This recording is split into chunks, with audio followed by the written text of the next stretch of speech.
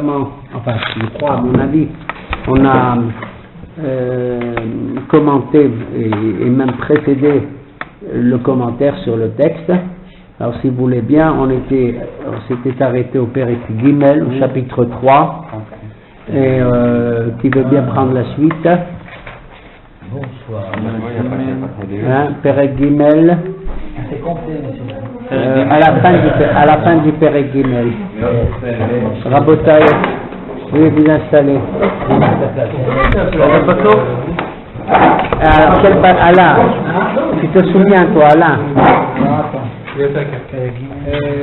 Vers la fin, je suppose.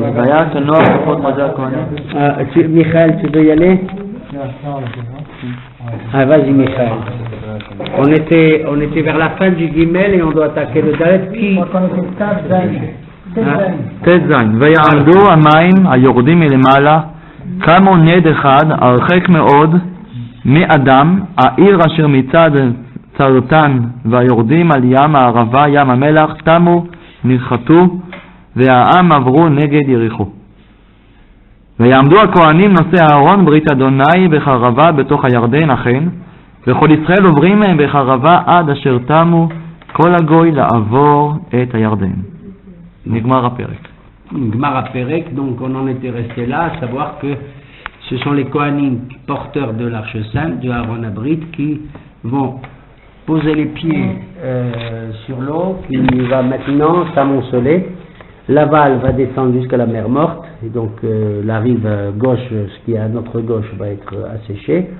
Et en amont, l'eau va constituer une muraille colossale, à tel point que nos Hachamim dans la Gemara de Sota, page 33, discutent pour l'un la muraille d'eau en amont qui va s'élever comme ça, Kemoned Nozil, d'ailleurs ça évoque la Shira aussi, Kemoned, Ned c'est une muraille, aurait atteint une hauteur de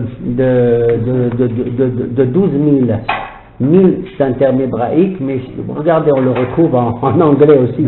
Il y a à peu près 12 km de hauteur, c'est prodigieux, absolument colossal, incroyable, ce qui est physiquement possible, plausible, compte tenu de la durée que les Béné Israël, on a 12 tribus quand même, hein, c'est pas pour rien que ce chiffre vient, et vont mettre pour traverser le Yarden, large à peu près de 50 à 25 mètres en français.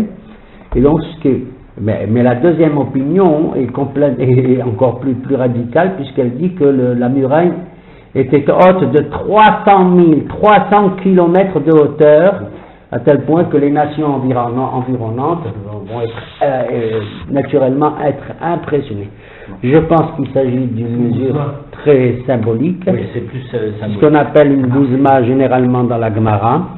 Lorsqu'on veut dire qu'on veut signaler un chiffre important, alors on n'hésite pas à énoncer des... Mais derrière la gouzma, l'exagération se cache quelque part peut-être un symbole qui n'est pas facile à détecter. Le premier me paraît évident, les 12 000, les 12 km de hauteur correspondent, si vous voulez. C'est-à-dire la hauteur, depuis le sol jusque là, aux 12 km, c'est exactement la largeur du camp d'Israël. Le Mahané Israël, dans le désert, dans le Midbar, était justement large de 12 km et long de 12 km. C'est-à-dire la largeur et la longueur, c'est pareil. C'est-à-dire tout le camp d'Israël s'étendait, c'était un immense carré de 12 km sur 12. C'est une manière de dire que la traversée, l'entrée en Eretz Israël n'est pas simplement une entrée horizontale, mais aussi une entrée verticale. Et ici, les eaux représentent ce qu'il y a de plus menaçant d'un côté, mais de l'autre aussi de plus merveilleux. L'eau peut détruire et l'eau peut régénérer. C'est avec l'eau que justement on peut purifier l'être humain, mais c'est aussi l'eau qui peut être, comme dans le Maboul et dans le déluge, destructrice au plus, n'est-ce pas? Et donc on est là, et on est à la fois sous la menace, à cet instant très, très important, sous la menace d'un cataclysme incroyable, mais aussi on est aussi sous le couvert de quelque chose, comme on dit, El Maïm et la Torah. Alors, c'est peut-être ce qui expliquerait symboliquement cette muraille de 12 kilomètres de hauteur. C'est assez impressionnant. Quant aux 300, on n'a pas eu le temps, mais on n'a pas vu, mais le Maharal de Prague aurait indiqué, sans le commenter, que ce chiffre de 300 correspond. Vous savez que les centaines, les 1000, les 100 et les 10, au niveau du symbole, correspondent à ce qu'on appelle des sphères, à des dimensions différentes, comme dans la Kabbale, vous voyez. Plus, quand tu t'élèves, quand tu es dans la première sphère, tu es dans le monde, j'appellerais ça des unités. Quand tu t'élèves un peu plus, tu es dans le monde des dizaines. Encore un peu plus dans celui des centaines, etc. jusqu'au chiffre 1000. D'accord ? Donc ici, le 300, les 300 000, d'après le Maharal, je ne sais plus dans le natif de Nessa, dit 170 qu'il s'agit des trois mazalot. Voilà. 300, ça veut dire les 3 mazalot. C'est 3 dans la série des centaines, ce qu'on appelle au niveau des centaines.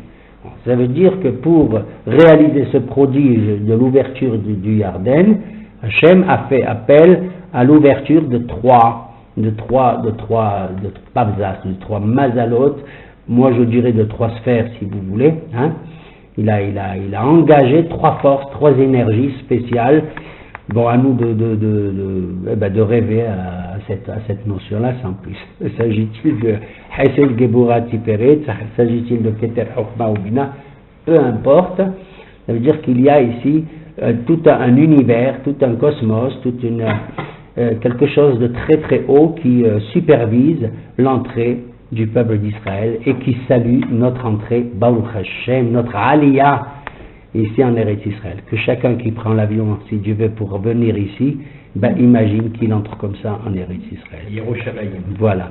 Nous sommes donc au chapitre 3. Nous entamons le Perek Dalet. פסוק א' ויהי כאשר תמו כל הגוי לעבור את הירדן, ויאמר אדוני ליהושע לאמור, קחו לכם מן העם 12 אנשים, איש אחד משבט. וצוו אותם לאמור, צאו לכם מזה מתוך הירדן, ממצב רגלי הכהנים, הכין 12 אבנים, ועברתם אותם עמכם, והנחתם אותם במלון, אשר תלינו בו הלילה. ויקרא יהושע אל 12 איש, אשר הכין מבני ישראל, איש אחד משבט. ויאמר להם יהושע, עברו לפני אהרון אדוני אלוהיכם אל תוך הירדן, והרימו לכם איש אבן אחת על שכמו למספר שבטי בני ישראל. למען תהיה זאת עוד בקרבכם, כי שאלון ביניכם מחר לאמור, מה האבנים האלה לכם? ואמרת להם אשר נכרתו מימי הירדן, מפני אהרון ברית אדוני בעוברו בירדן, נכרתו מהירדן, והיו האבנים האלה לזיכרון לפני ישראל העולם. Alors naturellement, cette traversée ne se fera pas sans une évocation, un discours important de Yehoshua ben Nun. Il va remplacer d'une certaine manière la Shiratayam, le cantique. Moi j'aurais préféré qu'on chante quelque chose, mais encore une fois, c'est pas pareil. Quand on sort du Yam Souf et quand on rentre en Eretz Israël, on va dès le lendemain pratiquement entamer un combat très très rude, très dur, donc on ignore l'issue, et donc on a besoin plutôt d'être réconforté, comme les Shoftim et les Kohanim qui, dans la paracha de Shoftim précisément, exhortaient le peuple, les soldats, à mener cette guerre, on va l'appeler la guerre sainte, et les encourager au nom d'Hachem, en leur disant Shema Israël, Hachem Kerevi, Mayom, etc. Et donc il s'agit d'un discours qui va haranguer nos troupes pour leur permettre justement d'entrer en Eretz Israël, non pas pour conquérir comme des impérialistes, pas du tout, mais pour tout simplement concrétiser la promesse d'Hachem. Et la première des applications, c'est d'édifier un monument avec 12 pierres, ce sont les 12 tribus d'Israël, comme les 12 pierres sur lesquelles Yaakov Avinu avait posé la tête lors de la vision de l'échelle de Jacob, du Soulam, et qui vont s'unifier tous en une seule. Eh bien, c'est ce rêve-là de Yaakov qui va maintenant se réaliser sous nos yeux. Et on va prendre 12 pierres qu'on va édifier, non pas pour dire c'est nous les plus vaillants, c'est nous les plus forts, comme on l'avait dit la dernière fois, l'arc de triomphe, machin, la statue de la liberté, pas de... Non, on va prendre encore 12 autres personnes qu'on va installer au Haribal pour écrire toute la Torah dans les 70 Leshonot, dans les 70 langues. Pourquoi? Pas parce que monsieur, tu viens toi de Constantine et tu parles le français, ou toi tu viens de Bulgarie et tu parles le bulgare. C'est pas pour nous les Juifs qu'on écrit en 70 langues la Torah. Nous on la connaît déjà, Baruch Hashem, on l'apprendra encore en Lashon HaKodesh, en langue sainte, mais elle est destinée aux nations du monde.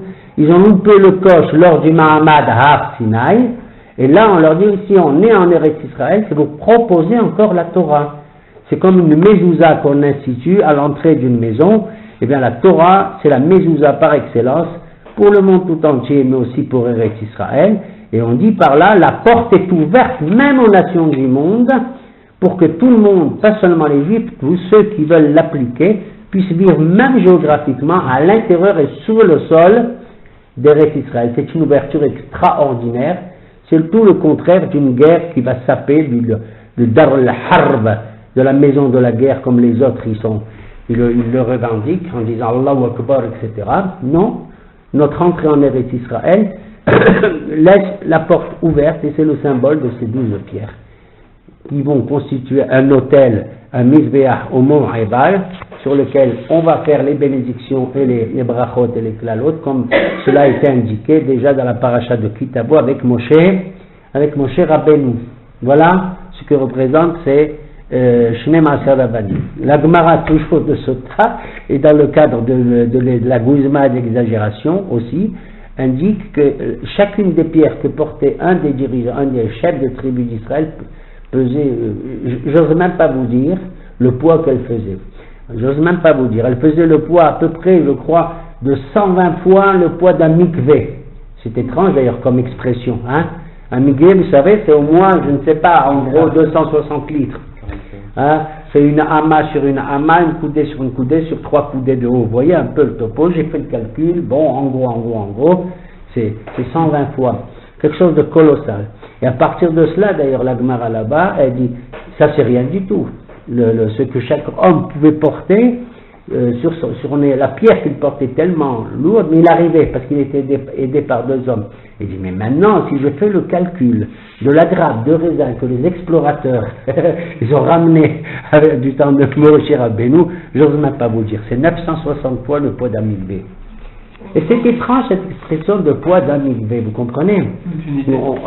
C'est une unité comme ça, une unité de mesure étrange qui vient ici se loger, alors que le Hachamim, ils ont d'autres notions. On parle de Kavim, on peut parler de CA, on peut parler de... Vous voyez, j'ouvre une petite parenthèse à propos d'unité, d'une mesure et tout. Quand on a dit dans la paracha avant-hier, hier, je ne sais plus, ou Adonai berach et Abraham bakol, Dieu a béni Abraham dans tout, il y a 2 rabbins qui se disputent. Il y en a même 3, mais 2. Un, c'est Rabbi Meir, il dit, tu sais que c'est quoi la bénédiction d'Abraham? C'est qu'il n'avait pas de fille. Ah, le chinois, il n'a pas de fille. C'est qu'il n'a pas de fille. Alors, à Bois Ali, j'en ai 8, moi. C'est ce que je vais dire. Tu comprends? Il est trop, il avait 7 filles, etc. Alors, et c'est Rabbi Meir. Et l'autre, il dit, je crois que c'est Rabbi Yehuda, il dit, non, Dieu a béni Abraham en tout, Bakol, parce qu'il avait une fille, et elle s'appelait Bakol. Ouais, vous vous rappelez, vous avez entendu ces 2 explications. En vérité, selon Rabbi Meir, ça veut dire heureusement qu'il n'avait pas de fille. Ça ne veut pas dire qu'il est contre les filles, parce qu'il voulait qu'il marie sa fille. Déjà pour, comment? Mais c'est sa fille, il ne peut pas la marier à Israël. Et non. Abraham qui aimait la Torah Kula, donc il ne pouvait pas effectivement marier une sœur avec un frère. Et donc il n'y avait pas de possibilité. Quand on connaît la tronche d'un Laban, on comprend très bien qu'il ne pouvait pas donner sa fille Bakol, qui s'appelle Bakol, à monsieur Laban. Donc c'était pas une misogynie de la part de Rabbi Meir. On sait par ailleurs qu'il est l'extraordinaire Rabbi Meir. Et Rabbi Yehuda, lui, il dit non, il avait une fille, elle s'appelait Bakol, étrange. Alors on cherche, on ne comprend pas, mais où tu as vu toi qu'il avait une fille qui s'appelait Bakol? On n'a jamais entendu parler d'elle.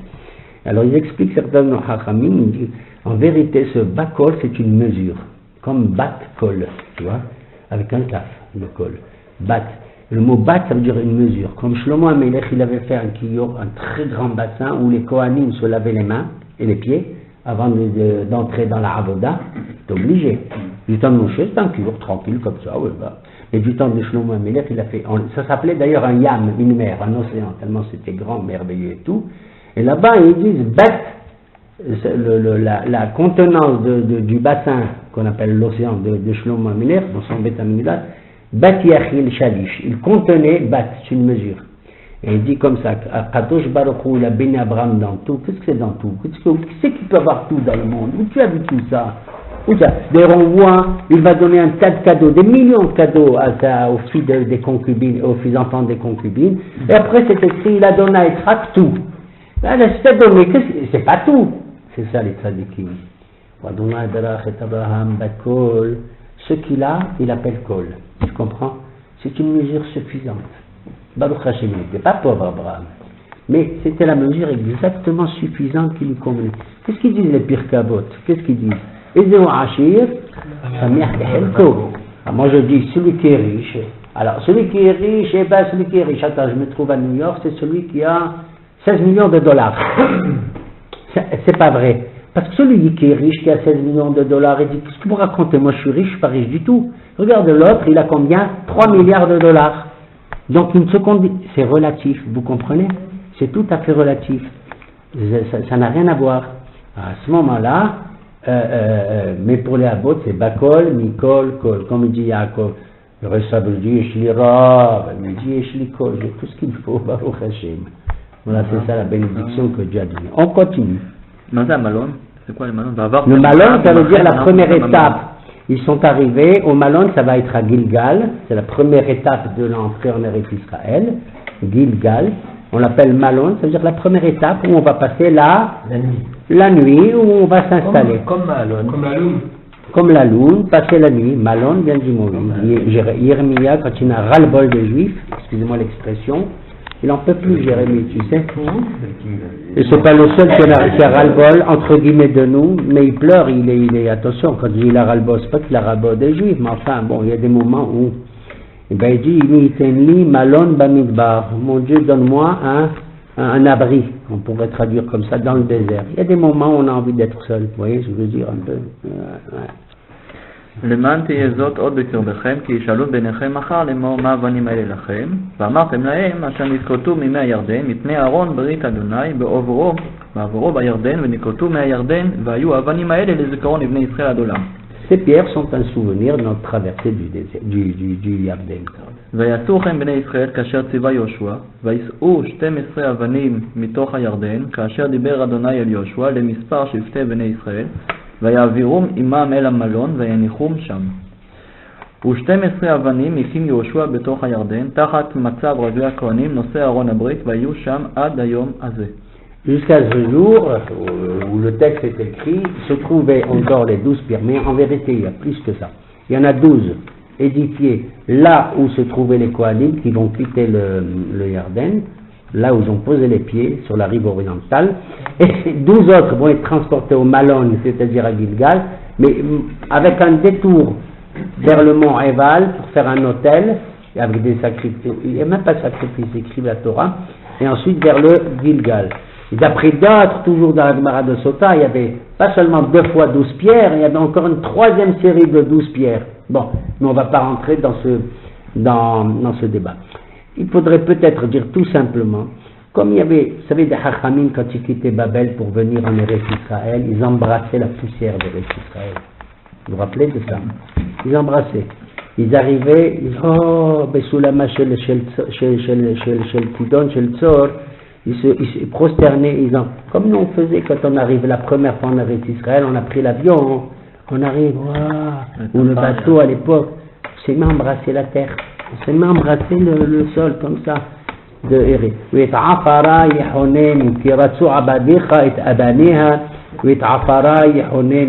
Car tes serviteurs, ils trouvent un désir ardent vers les pierres d'Israël et ils embrassent la poussière. Il a supplié, même Yahonen nous trouve une grâce dans la poussière d'Israël, c'est mieux que tout l'or d'ailleurs. C'est joli ce qu'ils vont dire. Bon, voilà.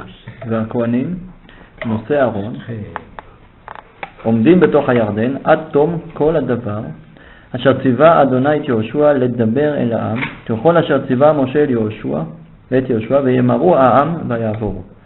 ויהי כאשר תם כל העם לעבור, ויעבור אהרון אדוני והכהנים לפני העם. ויעברו בני ראובן ובני גד וחצי שבט המנשה חמושים לפני בני ישראל, כאשר דיבר עליהם משה. Voilà. Alors, il y a une référence à nouveau, non pas discrète, mais méritée de Moshe Rabbeinu à chaque fois. Vous voyez, Yoshua et le texte, le texte lui-même font toujours référence à Moshe Rabbeinu. Ils ont besoin de dire son nom. Ils ont besoin qu'il les accompagne tout le temps. C'est le grand absent de l'entrée en Eretz Israël. Et ce doit être le plus grand présent qui doit rentrer. Comme on le sait. Il est là, il est vivant dans les cœurs, et puis voilà. S'il était entré, on aurait construit le Beit HaMikdash, et puis on a encore jamais. Il est caché, Tziva Adonai et Moshe et tout. Et Yoshua, c'est son disciple, il ne peut pas. C'est l'ombre de Moshe Rabbeinu. C'est l'ombre, il ne peut pas faire un pas comme ça sans. Il a besoin de dire son nom. Dire le nom de Moshe Rabbeinu, c'est une force extraordinaire. C'est quelque chose. Et ils l'ont dit, tu sais, ils vont le voir tous, quand ils vont voir ça, ils disent, wow, tu sais, Yoshua, c'est extraordinaire, c'est comme Moshe Rabbeinu. Et il faut toujours aimer le dirigeant, le grand rabbin d'Israël, comme si c'était aujourd'hui le Moshe Rabbeinu. Ifta Bedoro, Kishmoel Bedoro. Il ne faut pas s'amuser à dire. C'est vrai que la Gemara a dit, si les gens d'avant c'était des malachim, nous on est comme des êtres humains. Si c'était des êtres humains, nous on est comme des ânes. Comme ça a dit. Ils disent, on n'est même pas comme des ânes, on n'est même pas comme l'âne de Rabbi Pinhas ben Yair. Vous comprenez ce que ça veut dire? Qu'il il y a une Yeridat Adorot et tout. On n'est même pas comme l'âne d'un rabbin qui s'appelle Pinhas ben Yair, que celui-là, sur cet âne, c'était un grand haredi. C'est-à-dire que tu lui donnes à manger, il ne mange pas tout de suite comme ça. Il faut qu'il passe Netilat Yadayim avant et tout. Et il faut que son maître, il sente. Tiens, ils n'ont pas enlevé le maaseur, tu te rends compte? On raconte sur l'âne de Rabbi Pinhas des choses incroyables. Il a été pris en captivité, ils l'ont volé à son âne et tout. Des brigands, des mafieux. Ils l'ont pris, ils ont dit, on va lui donner à manger et tout. Il n'a pas voulu manger. Ils ont dit, on va le rendre, c'est pas possible celui-là. Ils l'ont rendu. Et des mafieux très sympathiques. Ils ont dit, qu'est-ce qui se passe? Il dit, quoi? On lui donne à manger, il ne veut pas manger, il ne veut pas manger. Il dit, mais vous êtes fou, est-ce que vous avez fait Trumot ou Ma'asrot ou pas? Tu te rends compte? Et nous, on se demande quand on fait la halal, il faut l'enlever, comment on fait, tout ça. Un âne, l'âne, il dit, si eux c'était les anciens, c'est comme des hommes, nous on est comme des ânes. Et même pas comme l'âne de Rabbi Pinhas ben Yair, tu comprends? Oui, mais, si on est des ânes, on mérite d'avoir un grand rabbin des ânes. Excusez-moi, je veux dire, chaque génération, elle a Dordor Midorshab, Dordor Minhagab. Damarichon, il a regardé, il avait un grand écran dans le ciel, il avait toutes les générations. Regardez, Tehillim, il le dit. Regarde dans une phrase comment David il dit les choses. Golem yira'u ainecha. Tes yeux, Hachem, ils ont vu mon golem. C'est-à-dire mon golem, c'est-à-dire dans l'intérieur de Adam Arishon se trouvent toutes les âmes réunies de toutes les générations. Il lui a dit, tu as vu celui-là? C'est Bibi Netanyahu. Je lui ai dit, ah bon? Oui, tu sais, il va faire ça, il va faire ça. Tu as vu celui-là? C'est, comment il s'appelle? Ishaq Rabin. Tu as vu celui-là? C'est le grand rabbin de machin. Tu as vu celui-là? Il m'a montré tout. Il a tout vu. Il a tout vu, Adam Arishon. Il dit, Gol Mira'u Ainecha. Moshe Rabbeinu aussi comme ça. Il m'a dit alors, mais celui-là il a l'air moins que plus. Il a dit, il n'y a pas de moins, ni plus, ni moins, ni rien du tout. C'est tout. On a le dirigeant qu'on mérite et les générations, soit le dirigeant il mérite sa génération, soit la génération elle mérite le dirigeant, quel qu'il soit. Mais eux ils ont dit, oh wow, il n'y a jamais eu de dispute du temps de Yoshua, même que du temps de Moshe, il y a eu des mahlokot, avec Korah, avec tout ce que tu veux, avec Datan Vaviran, etc. Moshe. Mais c'est Moshe. Mais du temps de Yoshua, calmos, il n'y a pas une seule réprimande, il n'y a rien du tout qui se passe. On est devant un homme vraiment qui prend sa mission au sérieux et il la prend parce qu'il la prend au nom de Moshe Rabbeinu. Voilà.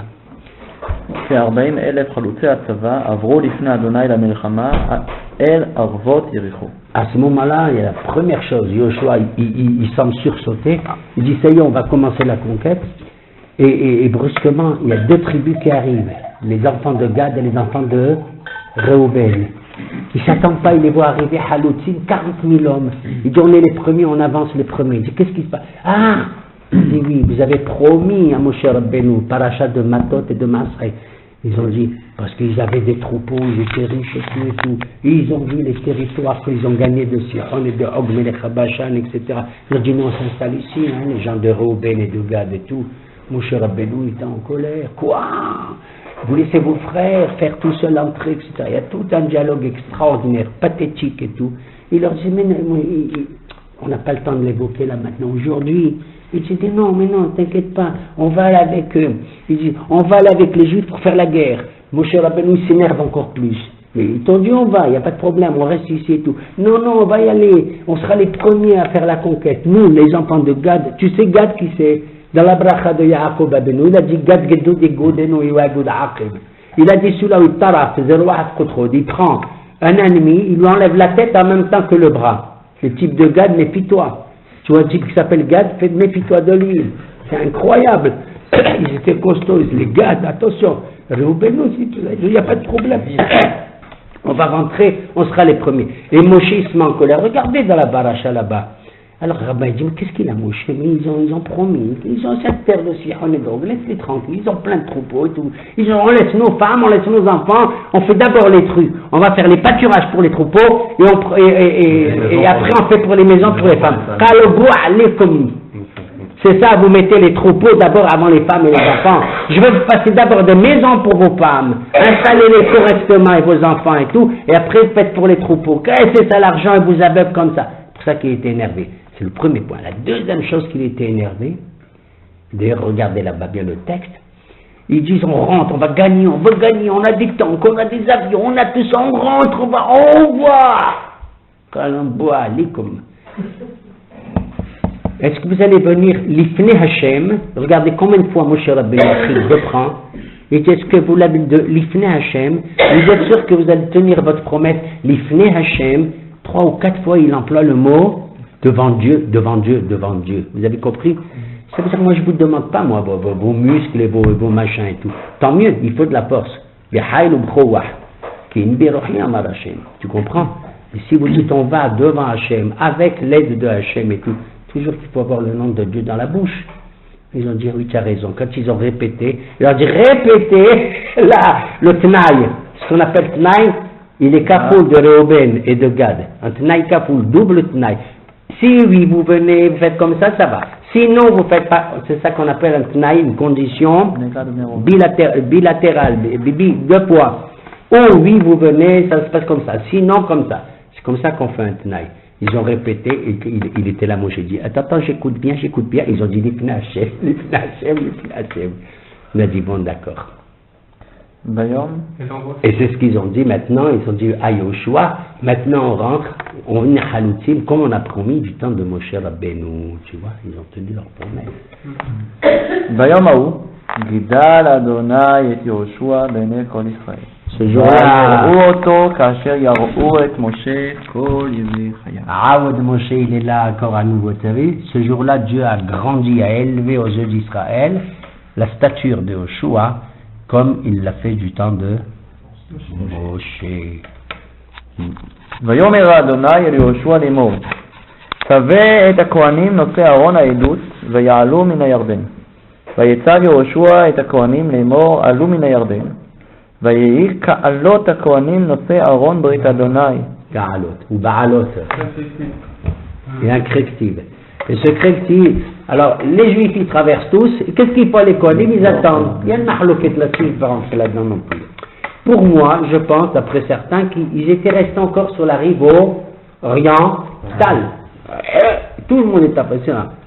Il y a une mahlouket là-dessus. Après Ba'alot ou Ka'alot à Kohanim, à partir de ce Ka'alot, quand ils sont montés les Kohanim, hein, ça veut dire qu'ils ont survolé le Yarden. Ils ont survolé. Pourquoi? D'après certains, l'eau, elle est redescendue. Maintenant, comment tu veux qu'ils traversent eux? Quoi? Eux qui ont asséché le Jourdain pour laisser passer tous les Juifs, Nachon? Ils sont passés combien? 6 millions de Juifs comme ça. Maintenant, eux, ils veulent aller.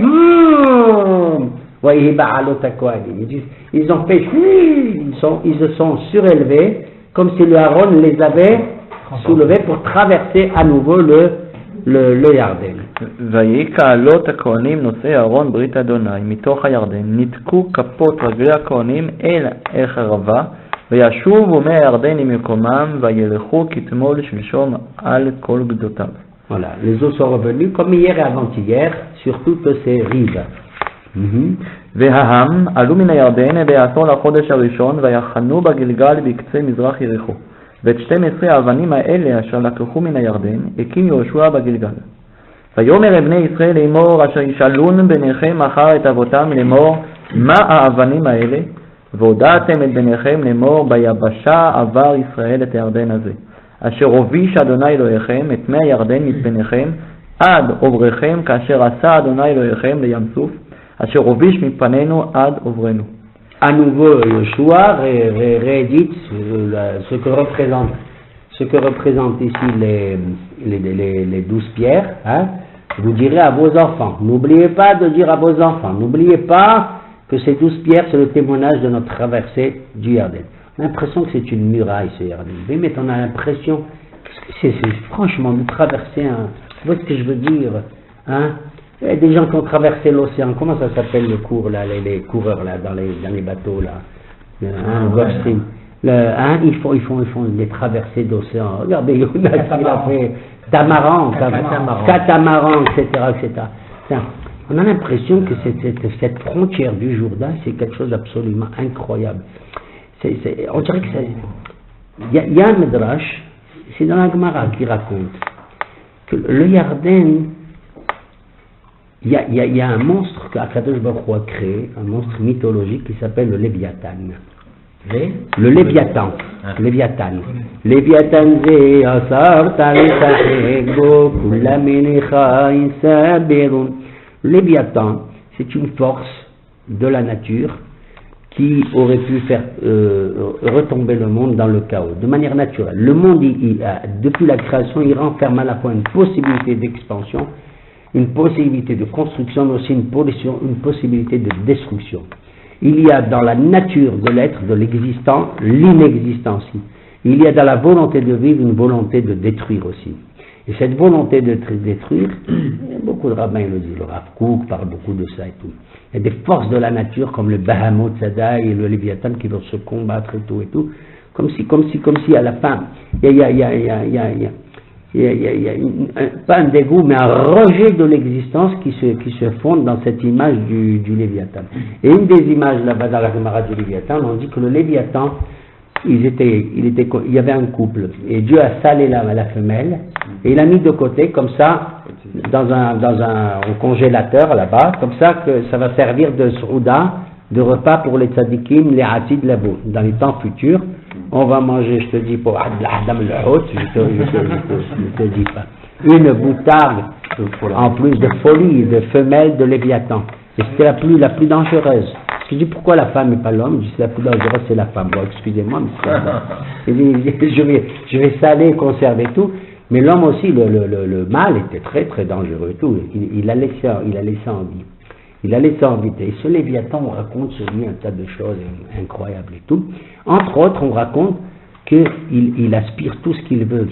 Il aspire, d'abord, il a une nutrition colossale, démentielle, une nutrition incroyable, mais il boit de temps en temps. Et quand il boit les eaux qui descendent du Yarden, voilà, entre autres.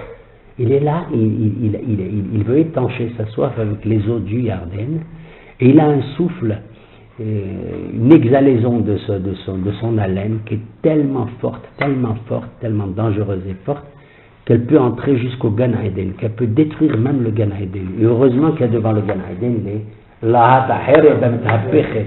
il y a les fameux kéroubim, là, des êtres qui ferment le passage du jardin d'Éden et tout, et qui ne laissent pas entrer cette haleine affreuse, terrible, menaçante, destructrice du Léviathan. Et tout de suite, ce se passe, et on a l'impression que le Jourdain presque il se jette dans la gueule du Léviathan.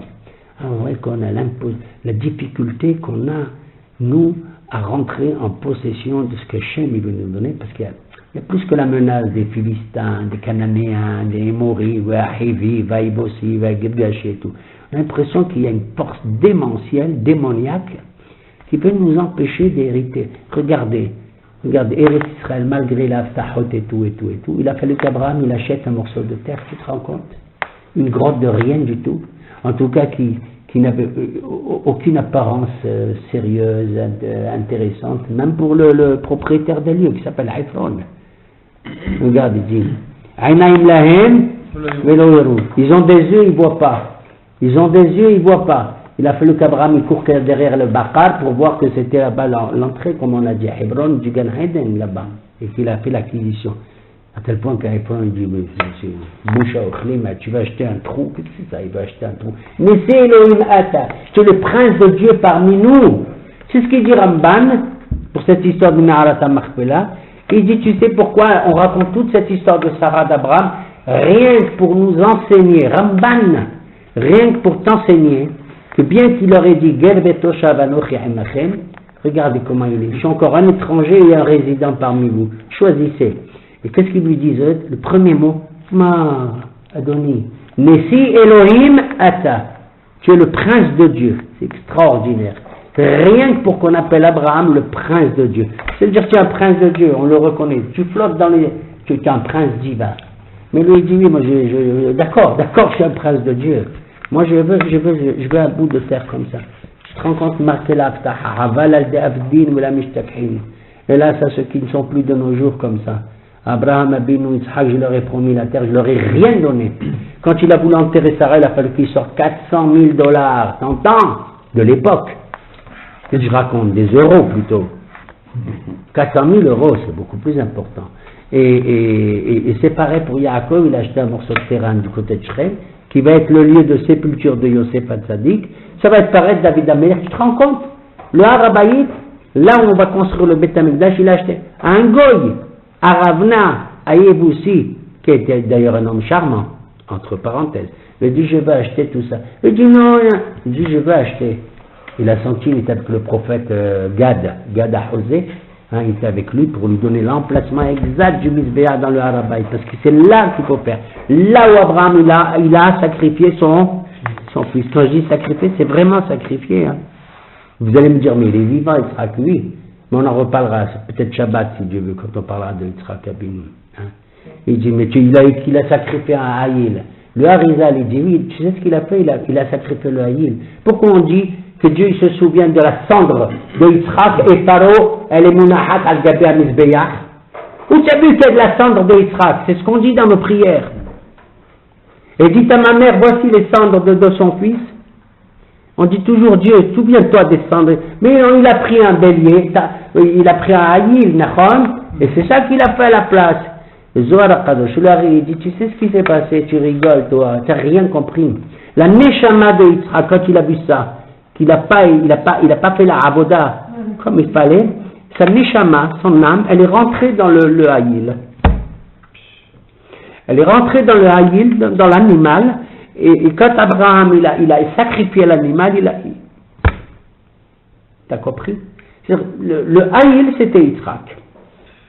Ouais, le texte là-bas dit il a sacrifié le haïl tahat Yitzhak, à la place. Ça veut dire tahat, sous Yitzhak.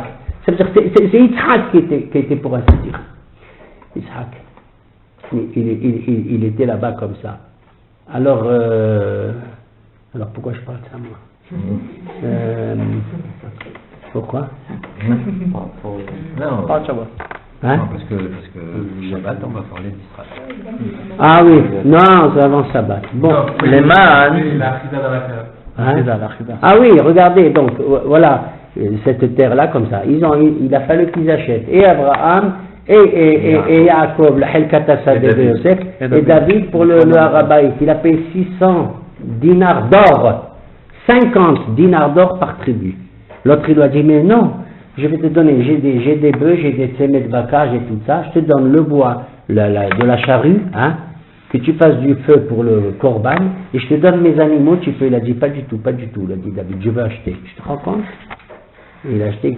Tu sais, c'était le Harabaït, tu sais ce que c'était le Beth Amikdash du temps de David, c'est incroyable, c'était une grange. C'était une grange. Alors il s'appelle Aravna dans Shmuel, et la même histoire dans Debira Yamim, la même histoire quand David l'achète, le type il s'appelle comment? Ah, Ornan. C'est joli Ornan. Et regarde ce qui est étrange, c'est qu'il est cité 10 fois, regarde, un goy qui avait le Arabaït, qu'il a vendu avec beaucoup de... Contrairement à Ephron, il a dit, non, je l'achète. Il est mentionné 10 fois, comme dans Haïsara, combien de fois ils sont mentionnés les Bénéhets? 10 fois. Pourquoi? Pour te dire que celui qui fait une transaction de cette nature avec un tzaddik, c'est comme s'il avait reçu les 10 commandements. Incroyable. Il y a Hakamim qui dit ça. C'est comme si, et pourtant c'est les fils de qui? C'est les fils du Het, du péché. Bon, allez. למען דת כל עמי הארץ את יד אדוני כי חזקה היא למען יראתם את אדוני אלוהיכם כל הימים. סוף פרק ד'. Fin du chapitre 4. פרק ה'. Le retire. Voilà. C'est la fin du chapitre 4. Si vous avez des questions pour clôturer notre shiur, je crois qu'au chapitre 5, il va être question d'un nouvel événement très très important aussi. Y a-t-il des chélotes?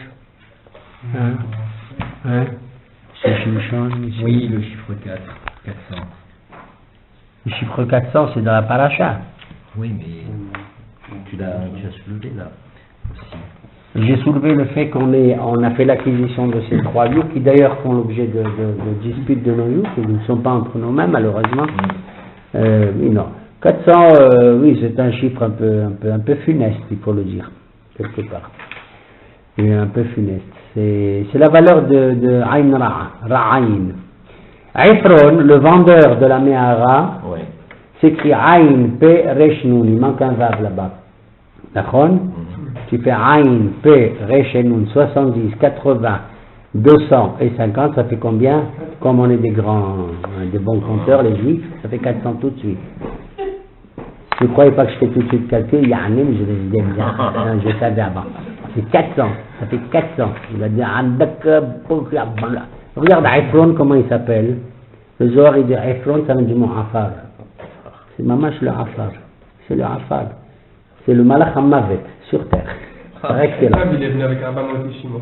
Et Aïssa, il est venu, on va le voir dans la paracha de Vaishla, avec 400 hommes. Il est venu avec 400 hommes. Et il y a des références aussi un peu comme ça sur ce chiffre-là. 400 ans dans le désert. 400 ans dans le Mithraïm, en Égypte. ouais. Arba Meot Shana, si on compte à partir de, Ouais. etc. Oui, oui. ويعبدوا دانا 400 سنة بغام تجوي أشر يعبدوا دانا أنوخي يا حريخ سبير خوش جادو بيش عمدا لغتنو تررن Hanouka. تررن تررن